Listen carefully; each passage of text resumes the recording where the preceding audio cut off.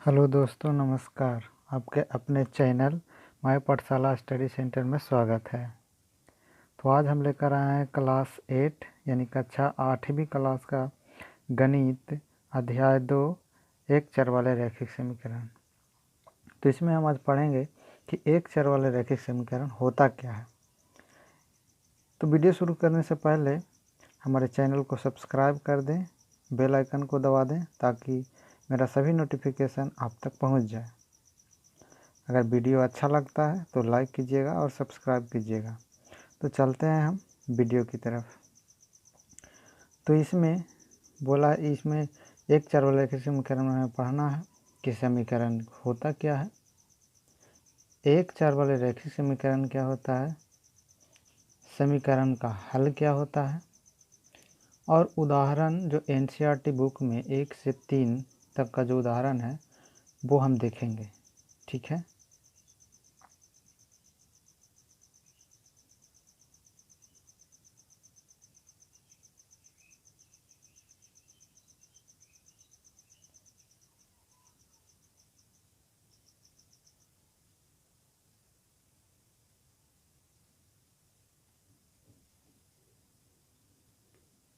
तो चलते हैं। तो सबसे पहले हम चलते हैं कि बीजीय व्यंजक होता क्या है। तो आप लोगों ने पढ़ा होगा कि बीजीय व्यंजक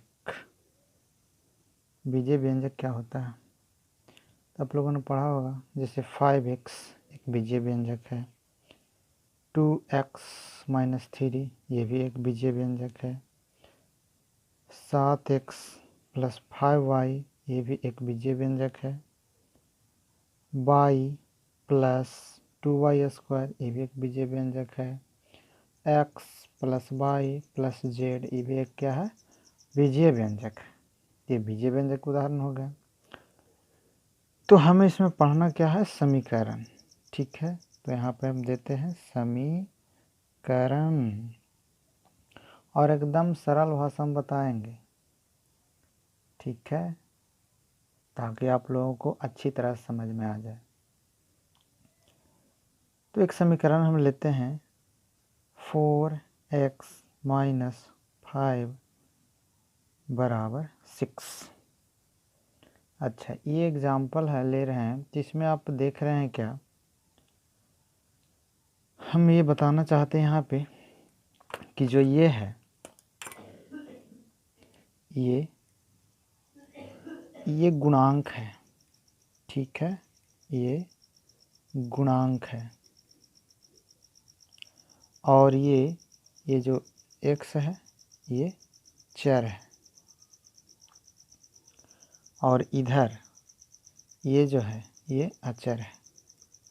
ठीक है, ऐसे -5 भी यहाँ पे अचर है। लेकिन अगर कोई भी संख्या जो चार के गुणांक में हो, अचर हो लेकिन अगर 4 के गुणांक में हो तो वह चर ही कहलाती है। तो जैसे यहाँ पे 4x चर है, यहाँ पे x चर है तो भी चर हो गया। अच्छा, आगे चलते हैं और इसे हम बोलते हैं, ऐसे तो सभी लोग बराबर बोलते हैं, तो सभी लोग जानते भी हैं, लेकिन एक नाम इसका और होता है, वो है समता चिन्ह। ठीक है, तो इसको हम बराबर को समता चिन्ह भी बोलते हैं। आगे अब इसमें ये जो है इधर वाला पार्ट जो है 4x - 5 ये जो है इसको हम बोलते हैं LHS यानी लेफ्ट हैंड साइड। हिंदी में यदि इसको बोलो तो बायां पक्ष, और ये है राइट हैंड साइड यानी कि दायां पक्ष। ठीक है, RHS। अब इसको हम देखेंगे कि जो ये है इधर यदि माइनस है तो जिस टाइम पे हम निकालेंगे इसमें से मान कि x का मान, इसमें यही पढ़ना है कि x का मान होता क्या है। ठीक है, कहीं कहीं पे x के मान यदि हम निकालेंगे तो x का मान यहाँ पे कुछ आएगा, अगले क्वेश्चन में कुछ और आएगा, उससे अगले क्वेश्चन में कुछ और आएगा। तो यानी कि ये जो x का मान है वो बदलता रहता है। ठीक है। लेकिन ये जो इसलिए हम इसको चर बोलते हैं, तो जिसका मान बदलता रहे उसे हम चर बोलते हैं, ठीक है। और ये जो 4, 5, 6 इसका मान कभी नहीं बदलता है। कभी आपने देखा है कि 6 की जगह 5 हो गया? नहीं, 6 हमेशा 6 ही लिखाता है, 5 हमेशा 5 ही लिखाता है, ठीक है। अब यहाँ पे अगर x के मान निकालेंगे तो कुछ और आ जाएगा और अगले क्वेश्चन में कुछ और। तो यहाँ पे हम चर का मतलब समझा रहे थे कि चर का मतलब होता क्या है। अच्छा, ठीक है। तो हम आगे की ओर चलते हैं। जैसे कि एक हम एग्जाम्पल लेते हैं। जैसे यहाँ पे हमने लिया कि 7x + 5y = 2, या तो 7x + 5y = 2। तो ये देख रहे हैं कि चर 2 है इसमें, एक x है और एक y है, तो चर 2 है। लेकिन इसका घात 1 है, तो यदि चर 2 रहे और घात 1 रहे तो ऐसे भी ये 2 चर वाले रैखिक समीकरण हो गया। लेकिन अगर एक ही घात होता और एक ही चर होता तब एक रैखिक समीकरण होता है। तो इसलिए इसका मान हम अभी नहीं निकाल सकते हैं, क्योंकि ये अगले क्लास में पढ़ने के लिए दिया है, तो अगले क्लास में हम बताएंगे। और हम 10th का भी शुरू कर रहे हैं, तो आप 10th का भी देख सकते हैं। जो आगे अगले स्टूडेंट हैं जो 10th क्लास में एग्ज़ाम की तैयारी कर रहे हैं, वो देख सकते हैं। मेरा वीडियो अपलोड हो जाएगा कल। तो और एग्जांपल और लेते हैं। यहाँ पे x² + 5y = 1। अब यहाँ पे ये देख रहे हैं कि घात 2 है, लेकिन हमने यहाँ बताया था कि यहाँ जो पढ़ना है एक चर वाले रैखिक समीकरण, तो रैखिक समीकरण पढ़ना लेकिन एक चर वाला। तो एक चर तो ये है, लेकिन ये रैखिक समीकरण नहीं है, क्योंकि इसका घात 2 हो गया, तो द्विघातीय समीकरण हो गया। तो ये भी हमें अगले चैप्टर में पढ़ना है, यहाँ पे नहीं पढ़ना है, ठीक है। यानी जिसका घात 1 हो वही चर होता है, और इसमें हमें एक चर वाले रैखिक समीकरण नहीं पढ़ना है। अब देखते हैं यहाँ पे एग्जाम्पल हमने ले लिया है कि पहला एग्जाम्पल ये, दूसरा, तीसरा, चौथा और पांचवा और छठा एग्जाम्पल ले लिया है। तो पहला एग्जाम्पल में देखें तो 3y + 5y2 = 25y3। तो इसमें हम देख रहे हैं कि जो y है एक चर तो है और घात भी इसका 1 है, तो एक चर वाले रैखिक समीकरण हैं। यहाँ भी देखिए एक चर है, अब बाकी तो अचर है, ये इसका घात भी 1 है, ये भी एक चर वाले रैखिक समीकरण हैं। तीसरा सवाल नंबर देखिए, यहाँ भी इसका घात 1 है और एक चर है, तो ये भी एक चर वाले रैखिक समीकरण है। यहाँ देखें कि जो ये x है और ये जो y है, तो ये एक चर वाले रैखिक समीकरण नहीं, क्योंकि एक चर और दूसरा चर, तो इनका घात तो 1 है, ठीक है। तो रैखिक समीकरण है लेकिन 2 चर वाले हैं, तो 2 चर वाले हमें यहाँ नहीं पढ़ना है 8 क्लास में। यहाँ भी देखिए कि चर तो 1 है लेकिन इनका घात क्या है, 2 है, तो ये क्या हो गया, द्विघातीय समीकरण। एक चर वाले यानी कि एक चर वाले तो हैं लेकिन इनका घात 2 है, तो ये भी हमें नहीं पढ़ना है। यहाँ देखिए चर तो 1 है लेकिन घात इनका 2 है, ठीक है, तो ये भी द्विघातीय समीकरण, ये भी हमें यहाँ नहीं पढ़ना है। तो हमें सिर्फ पढ़ना है एक चर वाले रैखिक समीकरण। तो हम आगे चलते हैं अगले एग्जाम्पल पे। तो जैसे कि एक हम एग्जाम्पल अपना मन से लेते हैं। जैसे कि यहाँ पे हमने ले लिया है एग्जाम्पल के लिए, एग्जाम्पल के तौर पे कि 2x - 4 = 6। अब यदि आपसे पूछा जाए या हम कहें कि ये बराबर 6 का मतलब है कि यदि x का मान यहाँ पे क्या रखें कि x का मान रखने पर और 2 से गुना करने पर और 4 घटाने पर आ जाए 6, ठीक है। यही कह रहा है कि x का मान हम क्या रखें कि इसमें से 2 गुना करें, यानी यहाँ पे यदि 5 रखते हैं तो 2 गुना करेंगे तो 10 है, 10 में से 4 घटाएंगे तो 6 आ जाएगा। या तो अगर यहाँ पे रखें 1 तो 2 1 से गुना करेंगे तो 2, ठीक है। यानी कि हमें रख करके देखते हैं कि यदि हम एग्जांपल के लिए कि अगर हम यहाँ पे x की जगह 1 रखते हैं, यहाँ पे 4। तो यदि इसे घटाएंगे तो क्या आ जाएगा, 2 - 4 बराबर -2, जबकि आना चाहिए 6। तो इसलिए x का मान जो 1 रखें वो गलत है। या हम रखें 2 और x का मान 2, तो फिर क्या आएगा, 2 दूना 4 - 4 बराबर 0। ये भी गलत है क्योंकि आना चाहिए 6। अच्छा, वैसे ही रख के देखते हैं, 3 - 4 बराबर 3 दूना 6 - 4 बराबर 6 में से 4 घटेगा तो 2। ये भी नहीं आ रहा, आना चाहिए 6। तो इसलिए अब हम ज़्यादा कुछ नहीं करते हुए अब हम चलते हैं सीधा कि ये जो 2 है और यहाँ पे अपना मन से रख देते हैं 5 - 4 बराबर, अब 5 दूना 10 - 4 बराबर 6। तो हमने मान तो निकाल लिया, लेकिन इतना कुछ जो किए हम, ठीक है, इतना अब हम चेक करते रहेंगे एक एक मान रख करके, 1 2 0 3 5 6, बहुत सारा मान है, तो कितना हम रखते रहेंगे। तो इसलिए ये हम प्रयोग नहीं करेंगे, ठीक है। हम प्रयोग करेंगे कैसे, इनको निकालने के लिए। अब ये तो 5 तो रख दिए अपना मन से तो आ गया, लेकिन इसको रियल में निकालेंगे कैसे, तो देखिए यहाँ पे फिर वही एग्जाम्पल लिखते हैं कि 2x - 4 बराबर 6।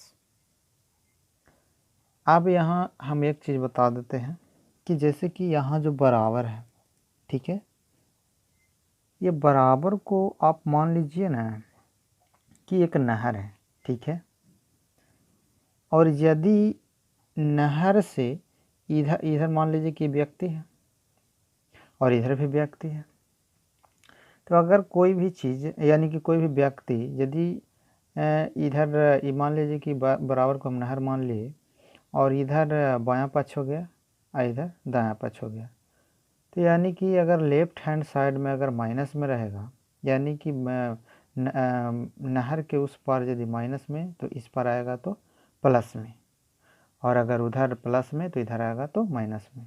इसी प्रकार से यदि नहर के बायां पक्ष में या तो बायां साइड में गुना में रहे तो दायां पक्ष में आएगा तो भागा में हो जाएगा। तो यहाँ पे ध्यान देना ज़रूरी है। तो यहाँ पे हम देख रहे हैं कि सबसे पहले ये 2 को हम नहीं ले जा सकते हैं, क्योंकि जो गुणांक में रहता है वो सबसे लास्ट में जाता है। तो जाता कौन है सबसे पहले, तो जो माइनस प्लस में रहे। तो यहाँ पे 2x का 2x लिख लेंगे बराबर, उधर 6 है तो 6 को हमें कुछ नहीं छेड़छाड़ करना है, हमें निकालना है किसका, x का मान। तो जिसका मान निकालना रहे उसे स्थिर से रहने देंगे, उसे हमको कुछ छेड़छाड़ नहीं करना। हमें छेड़छाड़ जो करना है वो उधर जो माइनस प्लस है उसको हमको छेड़छाड़ करना है। तो ये 6 को हमने छेड़छाड़ नहीं किया, इधर -4 और बराबर के उस तरफ जाएगा तो प्लस का 4, ठीक है। बच्चे गलती क्या करते हैं कि इधर से लाए और इसको माइनस के माइनस से रहने दिए और इसको माइनस या प्लस में बदल देते हैं। तो यहाँ पे वो गलती नहीं करना है। हम अधिकतर बच्चे को देखें कि ऐसे ही करते हैं, तो ऐसा गलती ना करें, हमने जो बता रहा है वही फॉलो करें। कि जिसको हम ले जा रहे हैं यानी -4 को हम ले जा रहे हैं तो प्लस में माइनस यानी प्लस उधर जा कर के 4 होगा, तो ये 4 होगा ना कि 6 तो बेचारा स्थिर से बैठा हुआ है। 2x बराबर 6 में 4 जोड़ेंगे तो 10। अब इसको यहाँ से 2 बचे 10 काट सकते हैं, या तो x बराबर हमने बताया था कि 10 को 10 लिखेंगे और ये जो गुना में है 2 इधर जाएगा तो भागा में, अब काट सकते हैं, 2 5 10 यानी x बराबर कितना आ जाएगा 5, ठीक है। तो हमने एग्जाम्पल ले लिया। अब हम चलते हैं क्वेश्चन नंबर 1 पे। तो यहाँ पे हम क्वेश्चन नंबर यानी कि उदाहरण एनसीईआरटी का 1 लेते हैं। इसमें बोल रहा है कि हल ज्ञात कीजिए 2x + 4 बराबर 12, ठीक है। क्वेश्चन आपने देख लिया होगा। अब हम यहाँ पे चलते हैं इसको हल पे कि हल इसको हमको कैसे करना है। तो यहाँ पे हम देख रहे हैं कि क्वेश्चन ये लिखा हुआ है, तो यहाँ पे हम फिर से लिखते हैं 2x + 4 बराबर 12, ठीक है। या हमने अभी बताया था कि हमें जो x का जो गुणांक रहेगा यानी कि जो x के गुणा में रहेगा उसको हमें कुछ नहीं, x या y या z कुछ भी हो, ABCD का कोई भी अक्षर हो, ठीक है, तो उसको हमको बाद में छेड़ना है, पहले उसको नहीं छेड़ना है। तो 2x बराबर 12, इधर +4, उधर जाएगा तो -4, तो 2x बराबर, अब 12 में से 4 घटा लेंगे तो 8 बच जाएगा। x बराबर 8, ये गुना में 2, उधर जाएगा तो भागा में 2। ठीक है, ये समझ लेना चाहिए। हमने बताया था कि जो इधर प्लस में रहेगा उधर जाएगा तो माइनस में, यदि इधर माइनस में तो उधर जाएगा तो प्लस में। और हमने ये भी बताया था कि यदि इधर गुना में तो उधर जाएगा तो भागा में, अब अगर उधर भागा में इधर जाएगा तो गुना में। तो यहाँ पे गुना में था 2, हमने यहाँ पे ले गया भागा में। 2 चौके 8, यानी x बराबर 4। ठीक है,